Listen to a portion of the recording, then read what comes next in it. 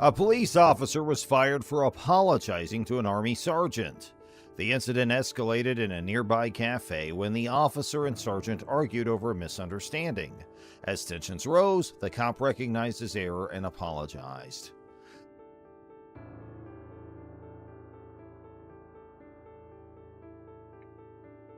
Hello. Hey. I don't know that. You know who that is? No. Who's your girlfriend or your baby mama? Lady right here. First of all, that's my wife, Marvin. Okay. Marvin. Okay. And who are y'all looking for? The apology was his downfall, as the cops cited a policy violation for expressing weakness.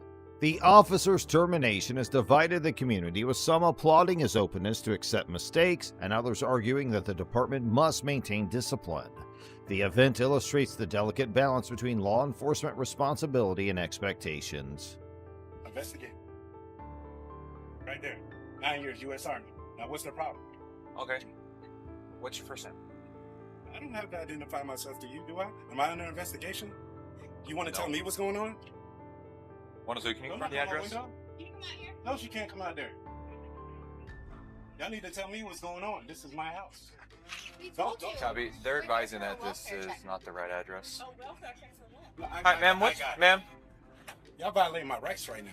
Actually, we're not, dude. Yes, you are, because No, you're we're not not. telling me who that is as I said it to you. Listen to me, dude. We're not violating your rights. You are. How?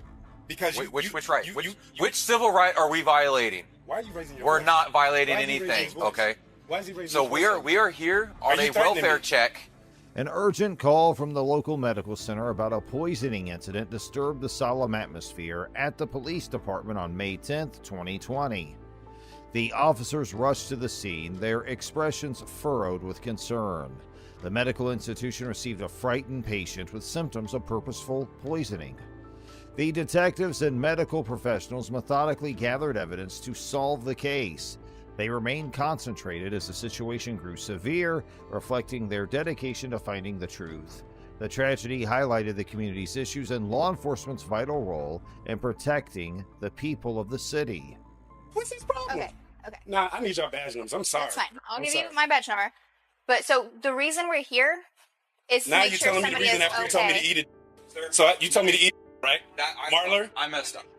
I apologize. Now that you on film, you messed up. No, So you you didn't. haven't violated any of my No. rights. No, The sir. first thing you said to me coming here was, So, is sir. that my baby mama or my girlfriend? Sir, Then he so started we raising were his called voice to at call me. from North Bay. Pause. I need your name and your badge number. Officer Conma, 107. Thank you. I need your name and your badge Officer number. Marler 102. And she's at my window. I told you not to go to my window. Close the blinds. Do you have a 14-year-old son? Close the blinds. Hold on, sir. Close the blinds. Sir, do you have a 14-year-old son? Close the blinds. Tiffany Canoma and Cody Marler responded to a distress call at Army Sergeant Sarah Hawkins' home. Arriving at the scene, they found a well-kept suburban home with tension. Alarming neighbors reported loud noises and conversations. As they neared the front door, they glanced around, mentally preparing for anything. Sergeant Hawkins gingerly opened the door, her look a mix of apprehension and relief. The cops introduced themselves and promised to assist and protect her. They found strewn items and emotional disturbance within. Canoma and Marler calmly explained the matter to the sergeant with empathy. The presence and competence gave Sergeant Hawkins a sense of security. Marler. Got my I served property. as well. Marler. I don't give. You were probably a piece. If you served and you telling people to eat, you probably was a piece. All right. You can get out of here. That's what you can do, Marler. You Okay. Let me explain, because we may have said been. you told me to eat. Can I explain to you? The conversation revealed that their quick response had diffused a potentially developing scenario, emphasizing the importance of law enforcement in maintaining community peace. As cops yelled at Sergeant Hawkins, the precinct was tense. Raised voices and colorful language broke the customary decorum as the precinct walls seemed to absorb the intense argument. Officer Marler, who violated department regulations, was the focus of this verbal altercation. And our dispatch. So we got a call that we need to. Okay, a 3-year-old was brought into the hospital because she ingested nail polish remover. Okay, We don't know anything about Okay. any of that. and that is absolutely fine. So this I just got a know, little out of hand. But you don't come to somebody's house and say, "Is that your baby mama or your girlfriend?" You Right, don't and like, I completely understand You're that. supposed to be professional. I'm trying my best to be professional. You're doing fine. But that guy, I don't know what side of the bed he woke up on. Put yourself in my shoes. 2 cops knock on your door. Boom, boom, boom. I'm in there having a good time with my wife of 5 years. Marler was chastised by Sergeant Hawkins, known for the strict discipline, for his unprofessional language and behavior. This incident revealed a wide rift between the seasoned officer and his colleagues, showing how a law enforcement unit's values and expectations clash. The precinct was forever changed by the incident, which stressed the need for following departmental procedures and remaining professional even in stressful times. Officer Marler has apologized for his recent behavior, which gained public notice and sparked concerns. So, y'all want me to, quote what statute you guys are violating? I'm not one of those people, but I'm pretty sure I can go on Google and see if we have every right to be here to check on somebody, and you have the right to Google us and make sure. So you have the right to be here and check on somebody, right? Yes. Did I have to come out my door? You did not. We needed to come check. The formal statement apologized for any discomfort and pledged to uphold law enforcement's highest standards. The government soon issued a statement recognizing the occurrence. The statement stressed the necessity of following a stringent code of conduct and their commitment to ethics and professionalism. It also informed the public that internal measures will be implemented to resolve the issue and prevent repeat accidents. This reinforces the department's commitment to building trust and respect between officers and the community they serve by emphasizing law enforcement transparency and accountability. Loveland Police's wrongful arrest of Karen Gardner has outraged the community and beyond. On June 26, 2020, cops apprehended and confined 73-year-old dementia patient Garner for trying to exit a Walmart without paying $13.88.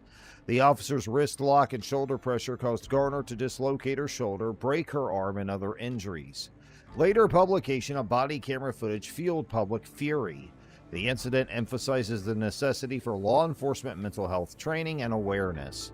The Loveland Police Department was criticized for its response, prompting calls for accountability and reform. 73-year-old Garner, whose dementia affected her memory, was confused in Walmart's fluorescent aisles. She stumbled toward the exit with a few unpaid things, her wrinkled brows showing her diminishing awareness.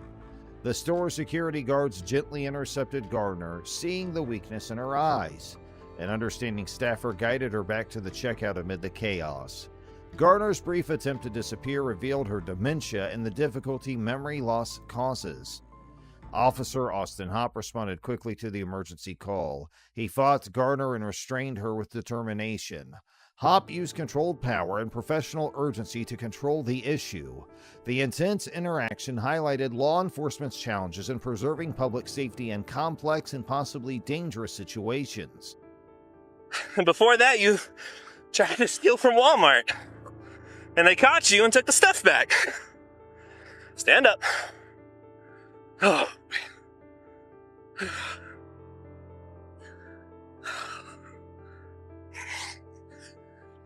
I'm not going. Why are you fighting with me? And why are you trying to slip the cuffs off? I'm going home.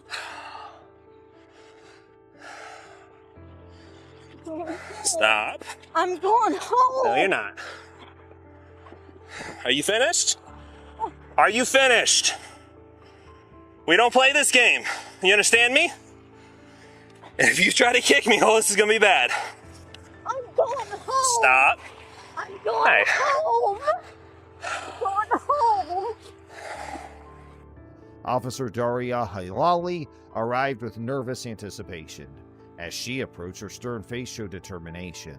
The situation escalated quickly when both police appeared to use excessive force when arresting Garner. Their unrelenting activities put doubt on the incident's legality and raised questions about the police department's use of power.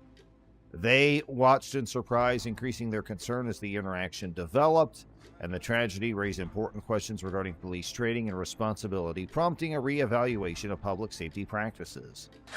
Get in the car. In you go. Do not hook onto him. I'll come on the other side and grab her.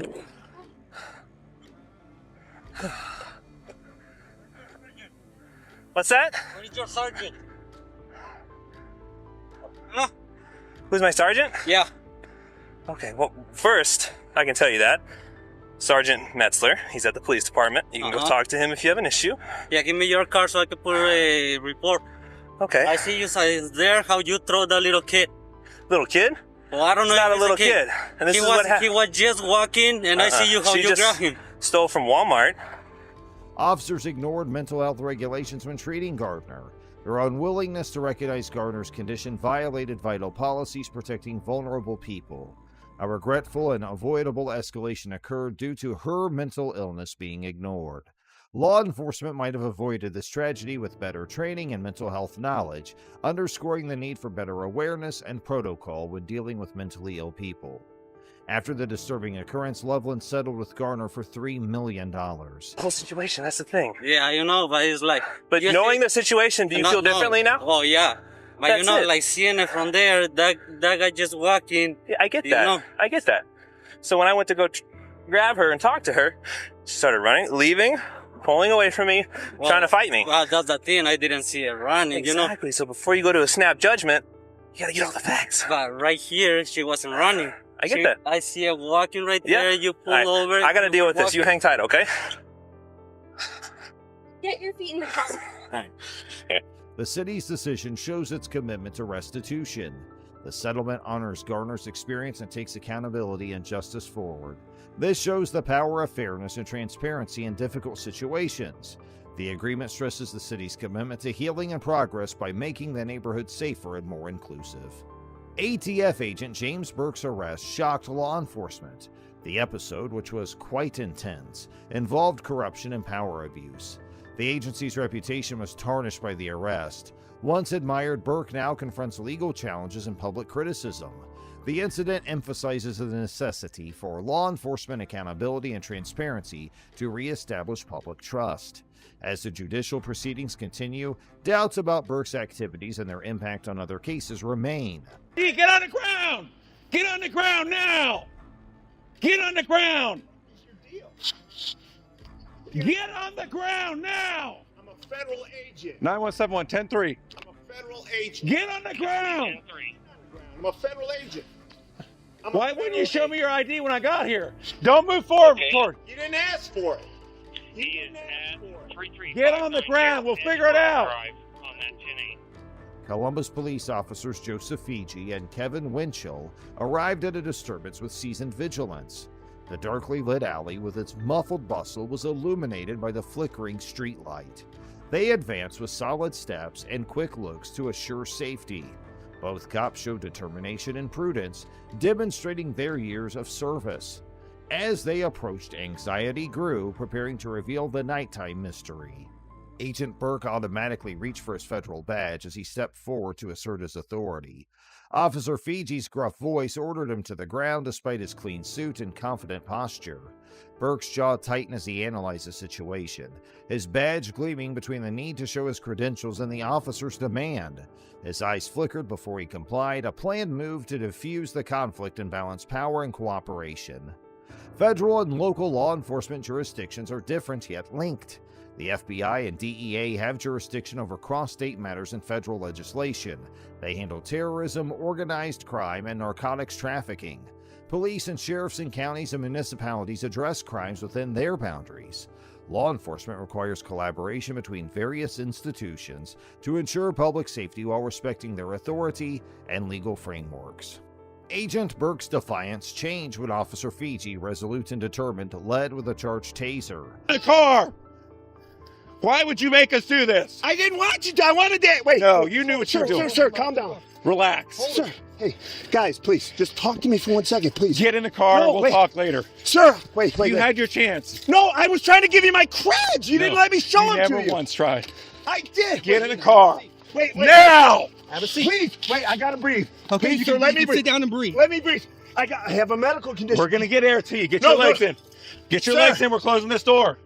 Sir, Get your legs in. I need air. Sir, please, call an ambulance. I'm asking for an We ambulance. got a medic coming. Get in the car. Officer Fiji's vigor and determination seemed to melt Burke's resistance. Tense expectancy lingered before Burke's determined posture broke free. Burke's submission was unavoidable due to the overwhelming force. The scene was filled with relief and submission as the taser stopped, ending Officer Fiji's determination and Agent Burke's defiance. Agent Burke reportedly conducted a firearm follow-up at the scene. The Bureau of Alcohol, Tobacco, Weapons, and Explosives, or the ATF, enforced federal weapons, explosives, arson, and alcohol and tobacco trafficking statutes in this case. The ATF's role assures strict firearm distribution and use regulation. As the operation proceeds, Agent Burke's involvement and the ATF's goals will become clearer, revealing their efforts to protect public safety and federal regulations. The complainant's unwillingness to open the door reflected their Fourth Amendment attitude. They refused the authorities' admission request, citing the Constitution's ban on unreasonable searches. This principled approach highlighted the fragile balance between individual liberty and police enforcement. As anxiety rose, the scene captured the spirit of the Fourth Amendment, demonstrating the importance of private rights in a security-conscious culture. The stalemate reminded citizens that democracy relies on their vigilance in maintaining their constitutional rights. Agent Burke sued Columbus officers federally for excessive force and injury. The lawsuit alleges that cops used excessive force and caused significant harm during a recent incident.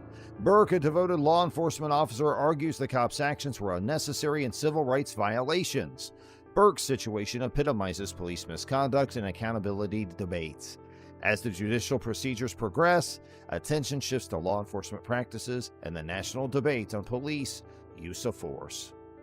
The video shows that on August 18, 2022, an officer from the Cook County Sheriff's Office observed equestrian Adam Hollingsworth, also known as the Dread Boy Cowboy in the Chicago region, riding a horse on the right side of the road on Cook County, Illinois, and approached him in his cruiser. Bro, I can't. I'm running late. I can't, bro. You don't supposed to never cut a horse off. You never cut a horse off. Learn the law. You never cut a horse off, brother. If you hurt my horse, you're going to get sued. Go ahead and hit my horse. Go ahead and hit my horse. Hey, I'm traveling, brother.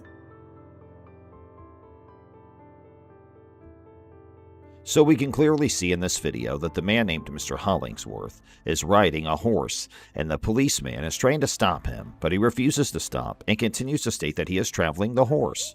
I'm traveling. Why am I detained? You are detained because you're riding a horse on a... Is it illegal? What? Is it illegal? Yes, it's illegal. Get a white shirt here. What do you mean a white shirt? Get a white shirt here. Where's your car? Get a white shirt. I need your... I'm not giving you nothing. Get a white shirt. Get off the horse. I'm not getting off nothing. Get a white shirt. Get off the horse. Get a white shirt. So he's refusing to stop when I stop to talk. The writer asked the policeman if he was detained and why he's getting detained. The policeman said to him he was detained because it's illegal to ride a horse. The policeman said to him, "Get off the horse," but Mr. Hollingsworth refused, and the officer also asked him to show his driver's license. I'm not giving you nothing. Listen, can I get a sergeant or a lieutenant over here? I don't want to talk. I'm traveling. I'm running late from work. I'm traveling, and y'all. Where are you working? It don't matter. It does matter. It don't matter. Okay, get a white shirt over here. Get a lieutenant over here. Why are we still talking? Y'all don't even know who I am, and y'all want to bother me. The officer claims that it is illegal to ride a horse in public areas. Although in Illinois it is entirely legal to ride a horse on a road in 2022, unless it's a highway or expressway. We're trying to find. It don't matter. It don't matter who I am. It don't matter who I am. Y'all detain me for no reason, bro. I'm finna be. Y'all gonna let me go in a minute. I'm gonna be let loose in a minute. Don't touch my horse. Don't touch my horse. Don't touch my horse. You scaring my horse. You scaring my horse. Whoa. Park the horse. I'm not parking. If the department determines to ban certain types of traffic on the highway, it is legally required to record and maintain official signs stating the applicable restrictions. Therefore, as long as the road was not a controlled access highway with properly erected signs, Mr. Hollingsworth was within his rights to ride a horse on it. Additionally, according to Section 6101 of Act 5 of Title 625 of the Illinois Compiled Statutes, it required an individual to have a driver's license or permit to, quote, drive any motor vehicle upon a highway in this state, and since Section 6112 states that drivers must display their license upon demand to police officers, no such requirement exists for riding a horse. For me traveling, bro? Do y'all know the law? Do y'all know the law? Do you know the law? Y'all finna make a donkey out of y'allself. Y'all don't even know who I am. Y'all, listen, I prove cops like you, y'all don't know the law, and y'all just pull people over, wasting my time. Wasting my time for what? You never cut in front of a horse. Learn the law. You never turn your siren on a horse. You never blow a horn on a horse. Because you can start on my horse. For me traveling, bro? Do y'all know the law? Do y'all know the law? Do you know the law? Y'all finna make a donkey out of y'all. Y'all don't even know who I am. Y'all, listen, I prove cops like you, y'all don't know the law, and y'all just pull people over, wasting my time. Wasting my time for what? You never cut in front of a horse. Learn the law. You never turn your siren on a horse. You never blow a horn on a horse, because you can start on my horse. The statute does not authorize officers to demand a driver's license or other identifying documents during the investigative detention for this reason. The court could likely conclude that Mr. Hollingsworth was not required to give his driver's license to the officer. The policeman continues to ask for the driver's license. Mr. Hollingsworth refuses to give his license to them and said that he is running late for his work, so let him go. And y'all don't know the law. That's not good. Do you know before that was crossed over transportation? Okay, we're going back to the 1800s. Before that, listen. Okay, bro. Y'all need to learn the law before, when it comes down to horses, man. I have road rights. I'm traveling. As soon as your white shirt gonna get here, he gonna let me go. And you wasted my time. And that's a lawsuit. I'm gonna sue you. I'm gonna sue you. And I'm gonna sue you. And I'm gonna sue your department. Cause y'all wasting my time. I'm running late from work. I might lose my job now. And then y'all bring in more. And when the policeman said that he can't let him go, he said to get a lieutenant. He doesn't want to talk to a policeman. He said that when the policeman doesn't know him, he doesn't even do any crime. Why are they bothering him? The officer started touching his horse, although Mr. Hollingsworth continues to tell him not to touch his horse because he was scaring his horse. Mr. Hollingsworth argues that the law prohibits the officers from cutting in front of horses or activating their sirens or blowing their horns at the horse. That animal cruelty right there. And I'm actually... He wouldn't stop? No, he didn't tell me, and I'm detained. I stopped when he told me I was detained. Okay. Until he said I was detained, I was going to keep going. I pulled over. Okay. Did I do right? Yeah. Okay. But for him to cut in front of my horse, I wanted to press charges on him, animal cruelty. All right, here's our sergeant right here. Actually, well, that's what I told him. I said my concern was just that. To be on the roadway. Yeah, that's what I was doing. It was just that he's in the traffic. Mr. Hollingsworth gets frustrated by all this and says that now the policeman gets badges, they don't even know their law. He claimed that the policeman wasting his time, and now he wants to go for his job, otherwise he'll get fired. And when he looks behind, there are 6 police vehicles for this case. Sir. Thank you. Drive with a cell phone in your hand. Hey, listen, write that ticket. Write your ticket. I got you, boss man. I apologize now. But him right there, he bogus. Huh? He bogus. I'm going back for him. Mr. Hollingsworth claims the officer who cut his horse off with the cruiser committed animal cruelty because the horse, quote, flipped himself. It appears that Mr. Hollingsworth's referring to a form of interference with the technical term when a horse's hooves collide with one another, or when its legs one another with its legs. Clipping, also known as brushing, is a type of interference where the left and right feet strike each other, and even a single instance of interference can potentially cause injury to a horse. Yeah. And they had your horse at this one. For a while. This one. They gave it back. This one. Oh, wow. It wasn't illegal. What you right now? It ain't illegal. I tell people there's a lot of livestock laws still in Chicago. It is unclear whether Mr. Hollingsworth had pursued any legal action or filed an official complaint over the occurrence. After the interaction, he was allowed to depart and continue riding his horse on the road. However, it is known that Mr. Overall, the cops, made a false allegation that it was against the law to ride a horse on the roadways, and as a result, they unlawfully detained Mr. Hollingsworth for doing so. They also demanded his driver's license, even though he was not obliged to have one because he was riding a horse. When confronted with many cops who claimed that he did not have the legal road rights he was entitled to, Mr. Hollingsworth displayed a strong awareness of his legal road rights and refused to back down. Hey, please let us know if you wish to learn more about similar issues to this one. Please like our video, share it with your friends and family, and subscribe to our channel. Make sure you ring that notification bell while you're at it, that way you'll always get the latest updates from our channel. And thanks for watching.